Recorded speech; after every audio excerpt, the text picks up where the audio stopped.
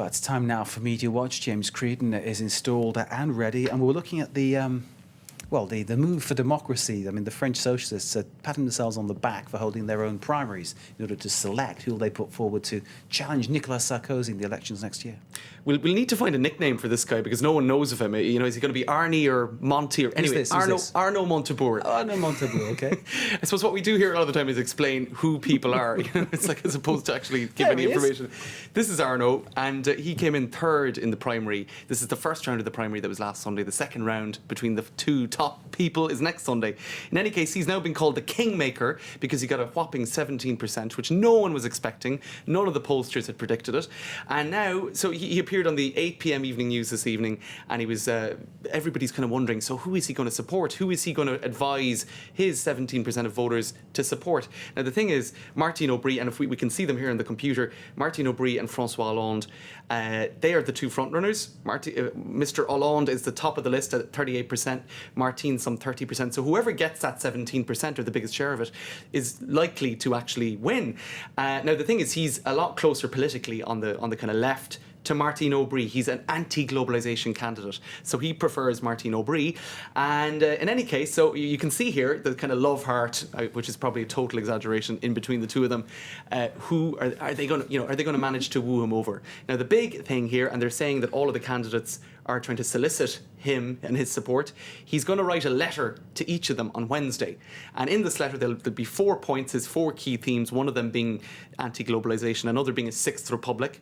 And whoever in the TV debate that evening is the closest to, these 4 key points for him, they'll get his support. So he's kind of putting it up to them and saying, hey guys, it's up to you now. Okay, I mean, obviously they need a really enigmatic figure to take on Sarkozy, clearly, because there's been one socialist president, Mitterrand, in 1981. Right. It's a long time ago. Was an amazing character from the French Resistance and obviously maintained that in French political life. Right. A respected figure, so it needs someone of great stature to take on Sarkozy and really state the case for the socialists. And speaking of, last time out, Ségolène Royal, she had worked very closely with Mitterrand over the years, and she took on Sarkozy. It all ended in tears, and we can see some of the headlines here for her. This one in particular, R.I.P. Ségolène Royal. Now, she got 48% of the vote against Nicolas Sarkozy last time round. In this first round, she got, and here you can see her in tears, she got just about 6%, of the socialist vote. And if we want, we can have a listen to how she responded. It was actually quite poignant. So much was invested. There's so much disappointment. For everyone who supported me, it's very hard.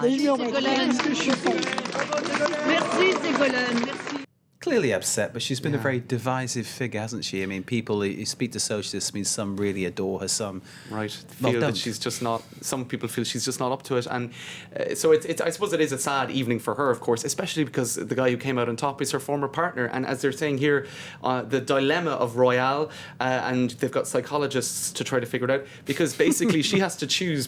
Tomorrow she's going to say who she supports, who she'll give her 6% to. She's going to have to choose between her former life partner. And the woman, Martine Aubry, who she claims stabbed her in the back in 2009 in a leadership contest for the Socialist Party. It's a nest of vipers, isn't it? Okay, talking of the kiss of death, Dominic Strauss-Kahn made an appearance to say that he voted for Martine Aubry. Right. Doesn't that mean Martine Aubry's now finished? Right. I'm sure she was delighted. And look at him.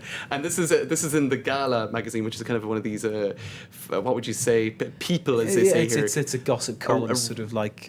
red top, I got. Personality type thing. Kind of like Hello or Celebrity okay. magazine, yeah.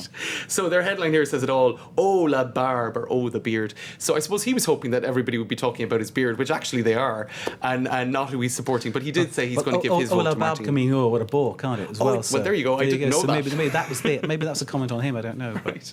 So there you go. That's Dominic Strauss-Kahn giving his support to Martine Aubry, and I suppose we'll find out next Sunday whether that helped or not. Indeed. James, as ever, thank you very much indeed. Thanks, Mark. James Creedon there with Media Watch.